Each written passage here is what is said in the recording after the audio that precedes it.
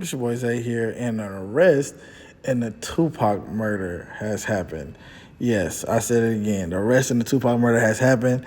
If you just haven't been on the internet in the last few days or few years, you would have known that there was a guy named Keefe D who has been doing these interviews with Vlad and the Art of Dialect and a lot of other platforms talking about his involvement in the Tupac murder, which is wild when you say it, right?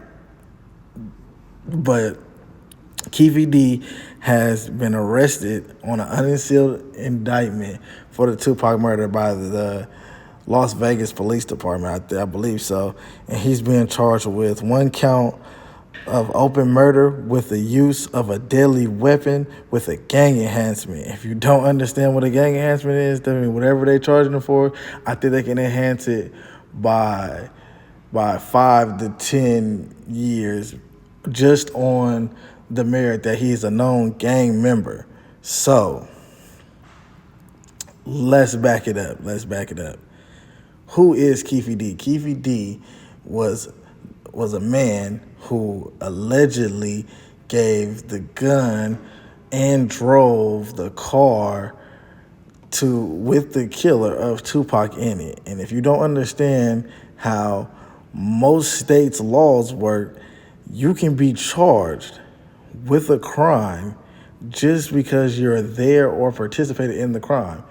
It's called being an accessory to crime.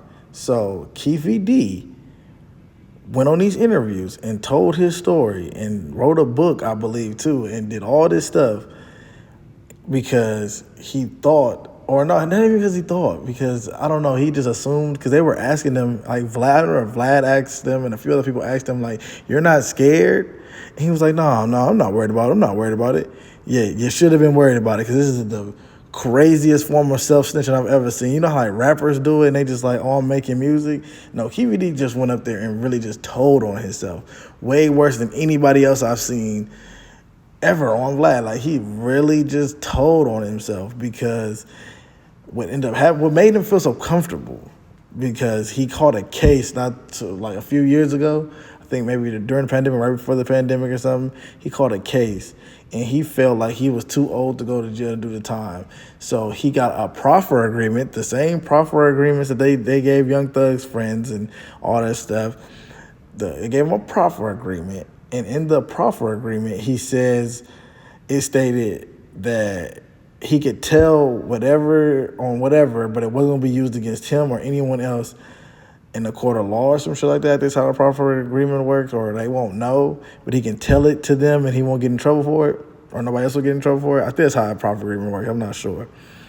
But Keefe D took this time, told these police officers what they needed to know, got out, decided, well, you know what? Fuck it. I'll write a book. And then he wrote a book and he told on himself. Then he went on these interviews and continued to tell on himself. And it's like he gave the authorities every piece of evidence they needed to charge him with murder, basically. They're charging him basically with murder. If Keefe D is found guilty, he's going to go to jail for murder. Now, the craziest part about this whole story is that I watched a few interviews and Diddy might be involved in this case somehow. So I watched a few interviews a few years back where it came out that Diddy did put some bounties on some death row chains.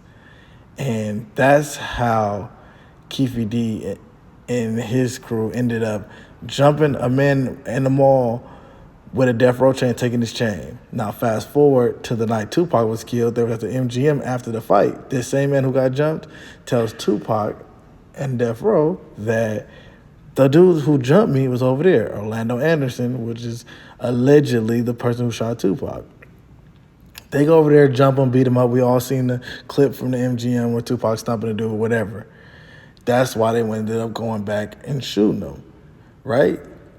But a little bit before that, Diddy had put up, I don't know if it was, sometimes I hear it was $1 million, sometimes I hear it was $100,000 or 100, some big ass number on maybe the murder of Suge and Tupac. Allegedly, this is what I hear. Allegedly.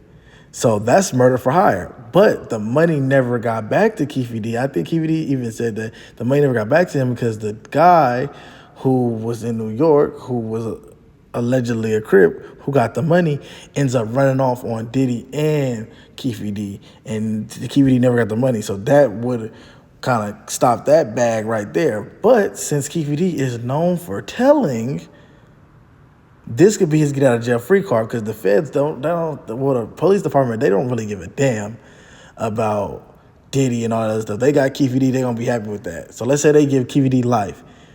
Let's say the feds come in and be like, you know what, P. Diddy, he is a high-end case. So if we can lock P. Diddy up on a RICO or whatever, then we'll be able to, get some clout off of it or whatever. They might offer Keefe D a federal deal, which would basically saying that if he tell that he was supposed to get this money or whatever the case may be, allegedly he was supposed to get this money on Diddy, then they can lock Diddy up and then Keefe D can be out here running around free again. And if you know how that works, if you hire somebody to commit a murder, you can get the death penalty for it. If you hire somebody out of the state to do a murder, I think it's even more. I think they can give you even more time or some extra shit or something like that. I forgot how it worked with the feds or whatever, but this shit is crazy. This whole Keefe D thing is crazy. Maybe that's why Diddy was out here giving people their masters and everything back, because he knew it was coming down the line eventually. He knew that this was coming. And he knew if Keefe D got locked up and he told once, he'll tell twice. Never trust a rat, man. But let me know how y'all feel about this in the comments. Like, comment, subscribe.